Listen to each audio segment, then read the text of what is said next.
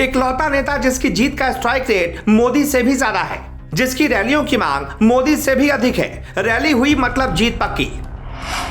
अब न शाह, न नड्डा, न राजनाथ, न गडकरी, योगी ही हैं अगले प्रधानमंत्री। मोदी के बाद योगी बनेंगे प्रधानमंत्री, भाजपाइयों ने मान लिया। रिपोर्ट खत्म होते होते आप भी मान लेंगे और कहेंगे मोदी के बाद योगी पक्का।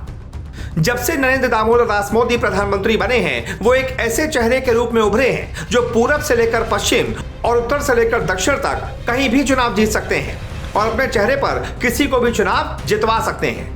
बीजेपी ने 2019 के चुनाव में 2014 से बड़ी जीत दर्ज की और ये सब पीएम मोदी के करिश्माई चेहरे की वजह से हुआ। आज भी पीएम मोदी जीत की सबसे बड़ी गारंटी हैं। लेकिन जैसे जैसे वक्त बीत रहा है, इस बात की चर्चा होने लगी है कि मोदी के बाद देश का प्रधानमंत्री कौन होगा। आसान भाषा में कहें तो बीजेपी में नंबर 2 कौन। इसके लिए थोड़ा फ्लैशबैक में चलते हैं। साल 2014 जब प्रधानमंत्री नरेंद्र मोदी बने थे। प्रधानमंत्री बनने के बाद से लगभग हर चुनाव में बीजेपी उनके चेहरे पर जीतती आ रही है। अब कुछ ही महीनों बाद उनका दूसरा कार्यकाल भी खत्म होने वाला है। तो इन 10 सालों में जो कुछ ही महीनों में पूरा होगा, बीजेपी का ऐसा कौन सा नेता है जो पीएम मोदी के आसपास फटकता है या उनके बराबर खड़ा होता है या उनसे भी आगे निकलता है? तो इसका एक ही जवाब है, योगी आदित्यनाथ। आप कहेंगे कि बीजेपी में तो नेताओं की लंबी चौड़ी फौज है, फिर योगी ही क्यों? आम लोग अक्सर मोदी के साथ शाह का नाम लेते हैं और मोदी शाह का जिक्र होता है। अमित शाह एक अच्छे रणनीतिकार हैं, ये उन्होंने साबित किया है। लेकिन अमित शाह वो चेहरा नहीं है जो देश में कहीं भी जीत जाएं या फिर बीजेपी को कहीं भी अपने दम पर जितवा दें। उनमें वो करिश्माई चार्म नहीं है जो नरेंद्र मोदी में है। इसीलिए शाह नंबर 2 की कुर्सी से बाहर हो जाते हैं। राजनाथ सिंह, जेपी नड्डा और नितिन गडकरी जैसे नेताओं का भी कमोवेश यही हाल है। बीजेपी प्रधानमंत्री उसी को बनाना चाहेगी जो देश के किसी भी कोने में पार्टी को जीत दिलवा सके। इस कसौटी पर इस वक्त बीजेपी का एक ही चेहरा खरा उतरता है और वो है योगी आदित्यनाथ। आंकड़े बताते हैं कि इस वक्त योगी का स्ट्राइक रेट मोदी से भी ज्यादा है, यानी वो लोकप्रियता और चुनाव जीतने के मामले में मोदी से भी 4 कदम आगे नजर आते हैं। ऐसा हम क्यों कह रहे हैं ये भी समझ लीजिए। सबसे ताजा उदाहरण है हाल ही में आए 3 राज्यों के विधानसभा के चुनावी परिणाम, जहां सबसे ज्यादा दांव लगा था त्रिपुरा पर। रिकॉर्ड तोड़ बहुमत के साथ त्रिपुरा की सत्ता पर काबिज बीजेपी के लिए ये राज्य मोदी की नाक का सवाल बन गया था। सरकार बनाने के लिए जरूरी बहुमत को प्राप्त करने में बीजेपी को नानी याद आ गई। 60 में से 32 सीट जीतकर बीजेपी ने सरकार तो बचा ली, लेकिन इस जीत से बस योगी को माइनस कर दिया जाए तो त्रिपुरा बीजेपी के लिए गो वेंट गॉन हो जाएगा।